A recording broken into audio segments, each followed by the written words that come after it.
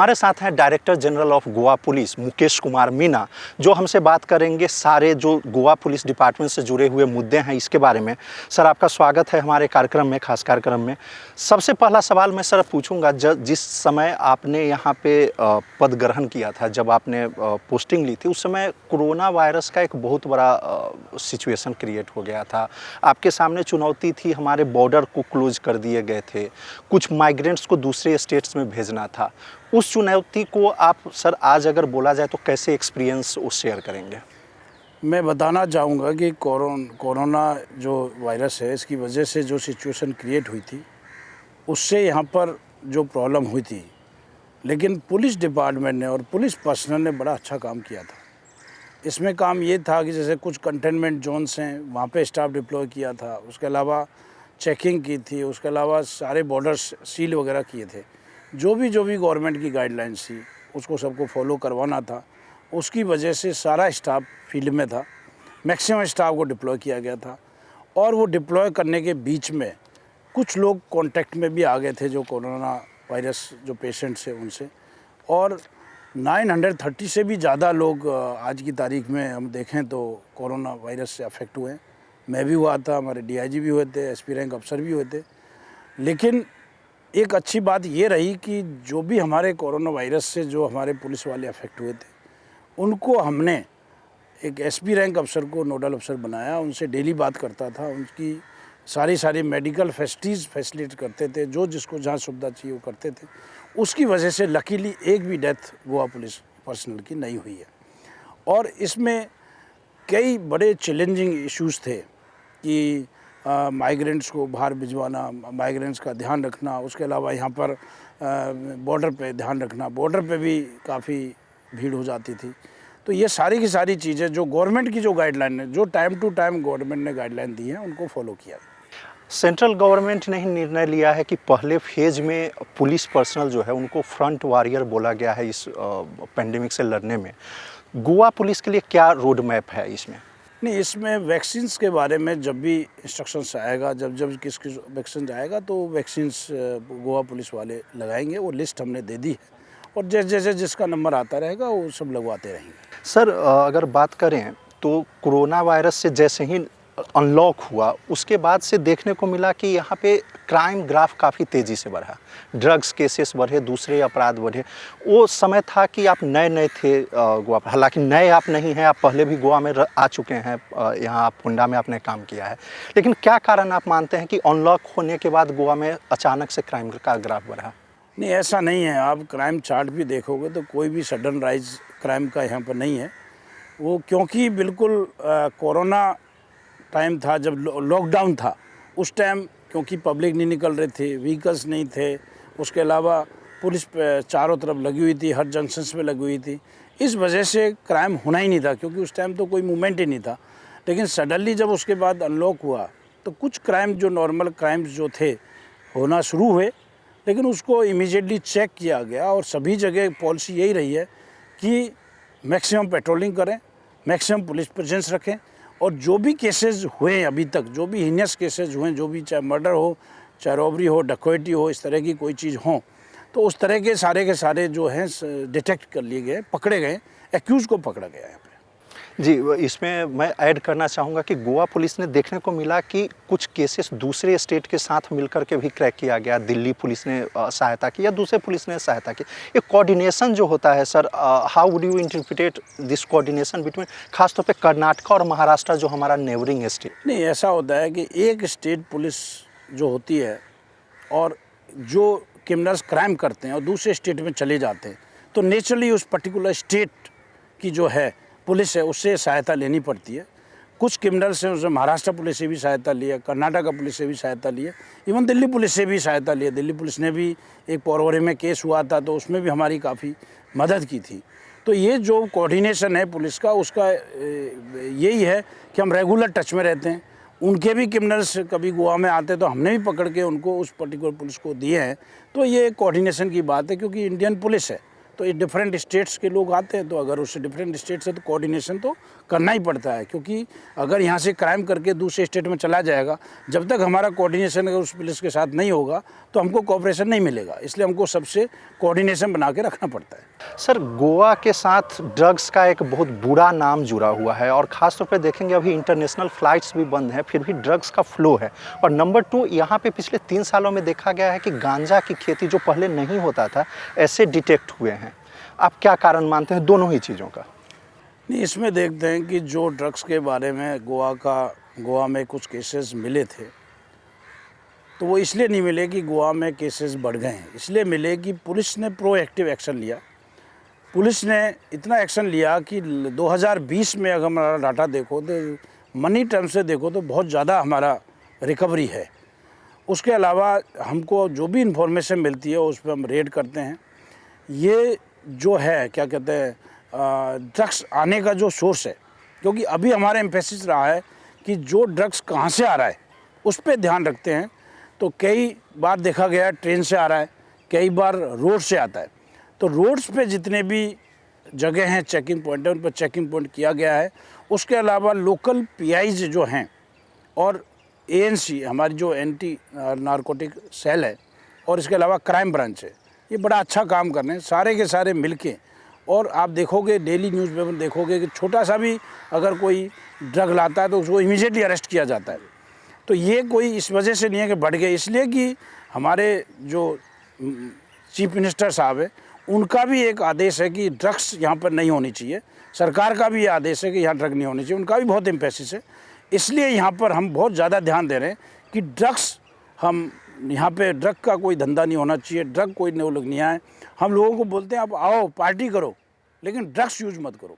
तो इस पर और भी रहेगा, अगर और भी कहीं मिलेगी, हम तो पब्लिक को कहते हैं, रिक्वेस्ट करते हैं, अगर किसी को कोई भी ड्रग के बारे में सूचना मिलती है उसको पुलिस को इन्फॉर्मेशन दे, क्राइम को इन्फॉर्मेशन दे, एएनसी जो हमारी यूनिट है उनको इन्फॉर्मेशन दे, इमीडिएटली उस पर कार्रवाई होगी। सर, आपके आने के बाद देखने को मिला कि पेंजिम सिटी के अंदर ट्रैफिक सिग्नल्स लगाए गए हैं। फैटल एक्सीडेंट गोवा का एक काफ़ी प्रॉब्लम रहा है, सालों साल देखते हैं कि पर डे 1 पर्सन की मौत होती है। कुछ और भी मेजर्स लिए गए हैं, उसको बताएंगे कि ये एक्सीडेंट्स कम करने में और ट्रैफिक को मूवमेंट को स्मूथ करने में ये सब कैसे हेल्प करेगा? नहीं, ट्रैफिक में एक देखा गया है कि क्योंकि यहाँ की ट्रैफिक काफ़ी बढ़ गया है। आप देखो नेशनल हाईवे भी यहाँ से गुजरते हैं, इंटर स्टेट व्हीकल भी यहाँ से जाते हैं और काफ़ी ट्रैफिक भी पहले से देखा जाए कि कुछ सालों से और अगर कंपेयर करें तो काफ़ी ट्रैफिक यहाँ बढ़ गया है। फर्स्ट फॉरमोस्ट इम्पोर्टेंट ट्रैफिक में हमारी जो एक्चुअली जो एम्फेसिस है वो है स्पीड। अगर स्पीड कंट्रोल कर लेंगे तो स्पीड कंट्रोल अगर हम करेंगे तो स्पीड पर काबू होगा, और स्पीड अगर कम होगी तो अगर टच भी हो गया तो एक फैटल एक्सीडेंट या एक्सीडेंट होने के कम चांसेस होते हैं। इसलिए हमारा एम्फेसिस रहा है कि जो ऑलरेडी हमारे पास स्पीड रडार गन्स हैं उनको हम यूज कर रहे हैं, उनको मैक्सिमम यूज कर रहे हैं। उसके अलावा हमने देखा कि हमारे पास स्पीड रडार गन जो होती है, जो स्पीड नापती हैं, वो कम थी। तो अभी हमने गवर्नमेंट को रिक्वेस्ट किया है, तो गवर्नमेंट ने हमको अप्रूवल दिया। 5 स्पीड रडार गन्स हमको अप्रूवल होके आई हैं, तो अभी उनकी प्रोक्योरमेंट की प्रोसीजर चल रही है। जैसे ही वो आएगी तो 5 की 5 हम डिप्लॉय लगाएंगे, उससे और चेक करेंगे और हमारी कोशिश रहेगी और स्पीड गन खरीदें। इसके अलावा हम इंटरसेप्टर भी और ख़रीदने की कोशिश करेंगे, उससे भी स्पीड जो पकड़ी जाती है, तो स्पीड क्योंकि स्पीड क्या है।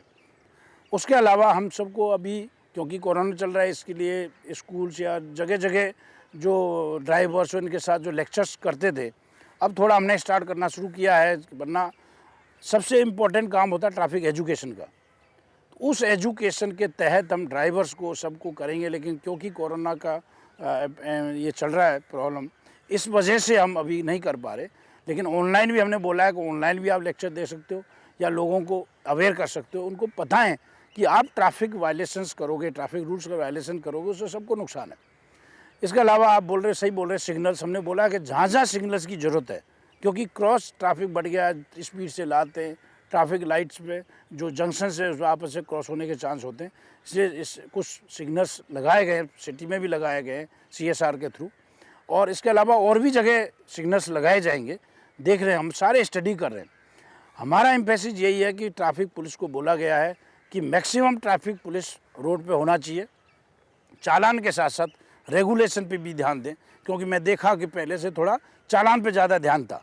कुछ फीडबैक आई कि सर रेगुलेशन कम करें, धीरे धीरे हम बोल रहे हैं उनको कि चालान भी ध्यान रखो लेकिन रेगुलेशन भी करो, जो से सो दैट ट्रैफिक हमारा प्रॉपर रेगुलेट रहे। तो इस तरह से हम काफ़ी मेजर्स ट्रैफिक में ले रहे हैं। मैक्सिमम ट्रैफिक हमने कोशिश भी कर रहे हैं कि कुछ जंक्शंस पे round the clock traffic deployment रहेगा, तो अभी वो आइडेंटिफाई कर रहे हैं कि किस किस जगह।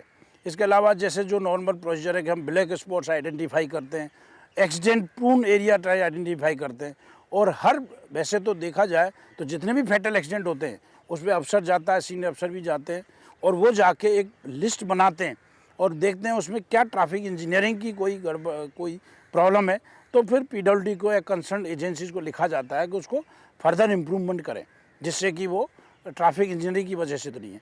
तो इस तरह के मेजर्स हैं। पोर्ट होल्स है कई जगह, उसके बारे में सूचना दी जाती है। तो रोड इंजीनियरिंग के बारे में अगर जितनी भी नॉलेज है जो वर्चुअली पुलिस वाले देख सकते हैं और हो सकता है वो चीज़ इम्प्रूव करने से हो जाए, तो बीच बीच में सजेस्ट करते रहते हैं। एक्सीडेंट का एक कारण ड्रंकन ड्राइविंग भी होता है। कोविड की वजह से ड्रंकन ड्राइविंग का जो चालान है उसको रोक दिया गया था। अब जब सिचुएशन सुधर रहा है तो इस बारे में क्या निर्देश रहेगा? इसमें थोड़ी प्रॉब्लम आ रही है, मैं आपको फ्रेंकली बोलना चाहूँगा। एल्कोमीटर्स जो है, क्योंकि एक एल्कोमीटर एक ने यूज़ किया, दूसरे यूज़ किया, तो कोरोना वायरस की वजह से अभी हमको इसको एल्कोमीटर को यूज़ नहीं कर पा रहे हैं। इसके बारे में हम सोच रहे हैं कि इसको किस तरह से वो करें। अब तो जो वर्चुअली जब विजुअली हम देखते हैं कि इसने ड्रिंक कर रखे है तो उसका मेडिकल टेस्ट कराते हैं, ब्लड में टेस्ट आ जाता है तो उसके खिलाफ कार्रवाई करते हैं या विजुअली करते हैं। इसकी थोड़ी सी जब तक कोरोना वायरस है थोड़ी प्रॉब्लम रहेगी, लेकिन हमारा एम्फेसिस है, एल्कोमीटर्स हमारे पास काफ़ी हैं और भी हम एल्कोमीटर लेने की कोशिश करेंगे। मतलब we will try to purchase more alcometers, जिससे कि ये क्योंकि ड्रंक ये भी देखा गया है कुछ एक्सीडेंट हुए हैं वो सेल्फ एक्सीडेंट हुए हैं, वो ड्रंकन ड्राइविंग की वजह से हुए हैं। तो हम अवेयर करेंगे, लेकिन इस पर भी हमारा ये भी हमारा मेन फोकस है ड्रंकन ड्राइविंग। सर, अब बात करें डिपार्टमेंट के अंदर की बात की। एक तो मैं निश्चित तौर पे जिन पुलिस वालों से मैं मिला हूँ काफ़ी खुश हैं आपके काम से कि आपने कुछ काफ़ी दिनों से जो रुका हुआ प्रमोशन था उसके बारे में कुछ लोगों को प्रमोट किया भी गया है, और अंदर भी हमें पता लगा है कि ऐसी प्रक्रिया चल रही है कि कुछ और लोगों को प्रमोट किया जा सकता है, और नए रिक्रूटमेंट की भी बात हो रही है। तो ये दो जो विषय है डिपार्टमेंट के वेलफेयर की बात, उसके बारे में आपने अच्छा इनिशिएटिव लिया है, इसमें थोड़ा सा आप और बताएं। नहीं, मैं बताना चाहूँगा कि मैंने आने के बाद ही एक प्रेस कॉन्फ्रेंस की थी, उसमें पॉइंट भी उठा था कि डिपार्टमेंट प्रमोशंस नहीं हो पा रहे हैं, कुछ लोग पेंडिंग है। तो हमने डे टू डे बेसिस पे हमारे अफसरों से बात करके और एक लिस्ट निकाली, और जिन जिन का प्रमोशन जिस रैंक पे होना था वो हमारा एम्फेसिस रहा है। हमारा एम्फेसिस यही रहा है कि जो आदमी एलिजिबल प्रमोशन के लिए होगा उसका इमीडिएट प्रमोशन होना चाहिए उस रैंक पे, उससे आदमी सेटिस्फाई रहता है और अपना काम करता है। तो प्रमोशन की हम जो लिस्ट है वो सारी की सारी हम प्रमोशन लिस्ट निकाल रहे हैं, और धीरे धीरे आपने देखा होगा हर रैंक पे जहाँ हैं जो कागज़ आते हैं, जो पेपर कहीं पड़े हों उसको एक्सपेडाइट करके काफ़ी लोगों का हमने प्रमोशन किया है। उससे काफ़ी लोग खुश हैं और अच्छी फीडबैक है, क्योंकि बेचारा जिसका प्रमोशन होता है टाइम से हो जाए तो वो खुश रहेगा, सबको बताएगा मैं रैंक हो गया, क्योंकि एक रैंक पे स्टेगनेशन नहीं होना चाहिए। उसके अलावा आपने रिक्रूटमेंट की बात की है, तो रिक्रूटमेंट 2021 में रिक्रूटमेंट होगा। हमारी वैकेंसीज़ हैं, तो जितनी भी वैकेंसीज़ हैं सारी वैकेंसीज़ हम फिलअप करेंगे। तो इस साल 2021 में कांस्टेबल का, सब इंस्पेक्टर का, और जो डायरेक्ट रिक्रूटमेंट्स हैं, जो रिक्रूटमेंट्स की वैकेंसीज़ हैं डिफरेंट रैंक्स में, सबको फिलअप किया जाएगा। ये बड़ी ही अच्छी खबर है। सर, एक और बात करें, पुलिस डिपार्टमेंट के साथ करप्शन का भी नाम जुड़ा होता है। आपकी बात करें तो आपने एंटी करप्शन ब्रांच दिल्ली में काम किया हुआ है, आपको पता है कि डील कैसे किया जाता है। इंटर डिपार्टमेंट के अंदर के करप्शन को रोकने के लिए आपकी क्या इनिशिएटिव है? नहीं, हमारा ये इनिशिएटिव है कि हमने एक विजिलेंस ब्रांच को स्ट्रेंथन किया है, जो इंटरनल विजिलेंस ब्रांच है।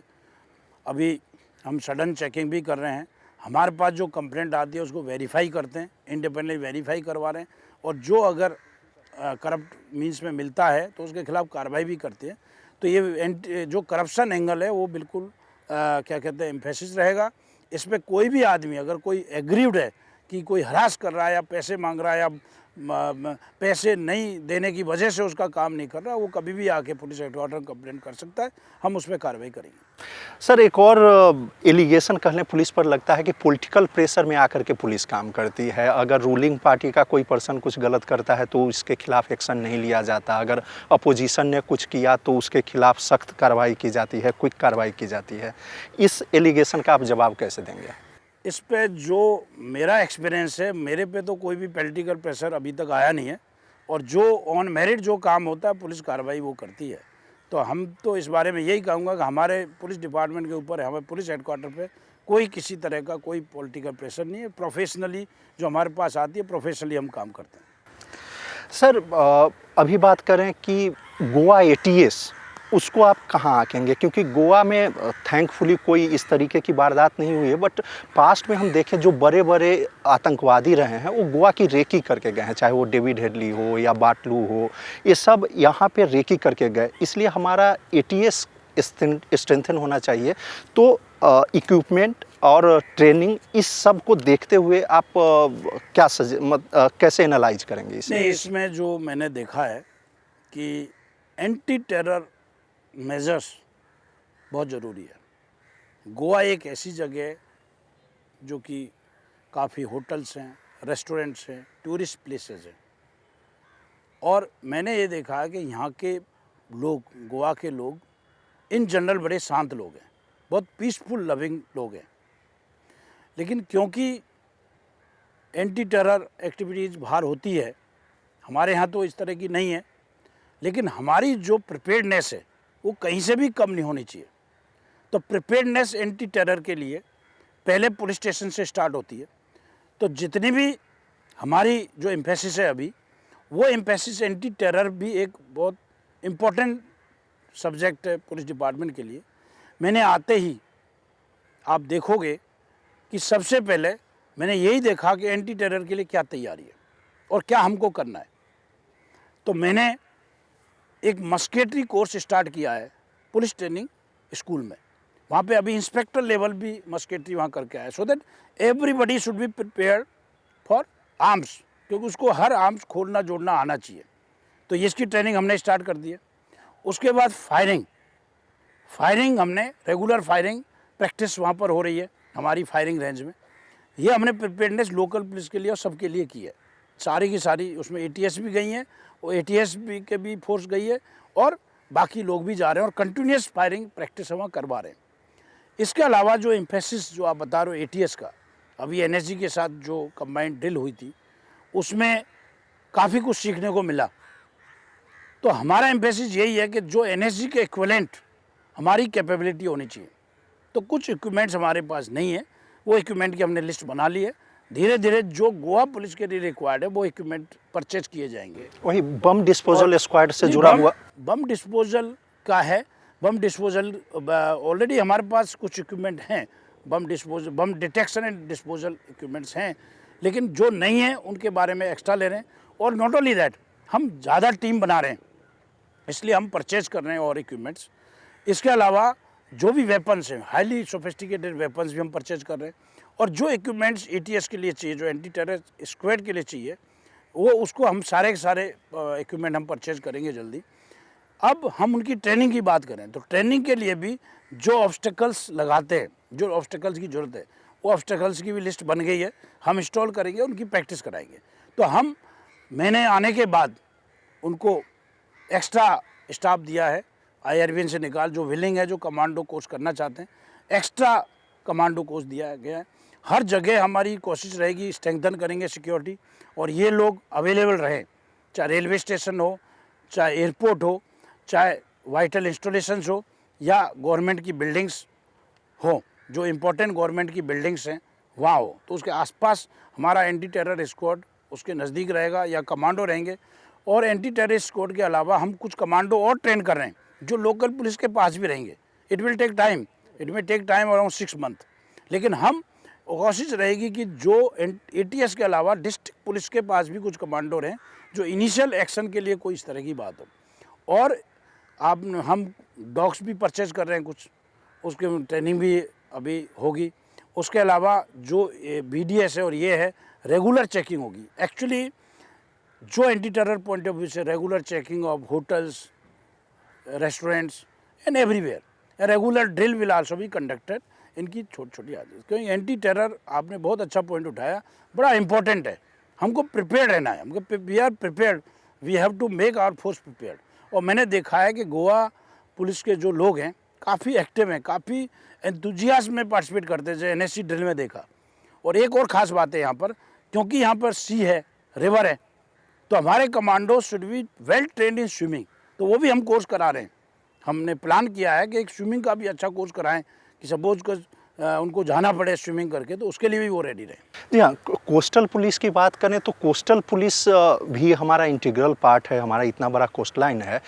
उसमें मुझे दिखता है कि उनके पास इक्विपमेंट की, उनके पास भी कमी है और ट्रेनिंग की भी कमी है। कुछ कोस्टल पुलिस को स्ट्रेंथन करने की नहीं, ट्रेनिंग की आप बात करें तो जो सब्जेक्ट्स में ट्रेनिंग हो सकती है, सारे ट्रेनिंग हमने शेड्यूल बना लिए हैं, इंक्लूडिंग कोस्ट गार्ड के, इंक्लूडिंग कोस्टल पुलिस के साथ। उसमें हम कोस्ट गार्ड को भी इन्वॉल्व करेंगे, उनसे भी इनपुट हम लेंगे, ले रहे हैं, उनसे भी डिस्कस चल रहे हैं। तो कोस्टल पुलिस का जो है इक्विपमेंट, जितने भी इक्विपमेंट्स उनको ज़रूरत है, उनके भी हमने लिस्ट बना ली है, क्या क्या इक्विपमेंट्स हमको लेना है।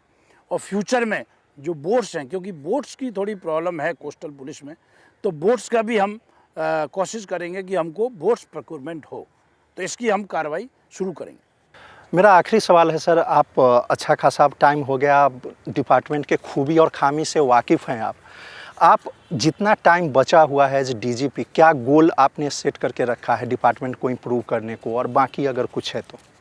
नहीं, हमने कहा है कि जो पुलिसिंग के जितने एस्पेक्ट होते हैं वो सारे एस्पेक्ट में हम काम कर रहे हैं, कोई भी एरिया हम नहीं छोड़ रहे।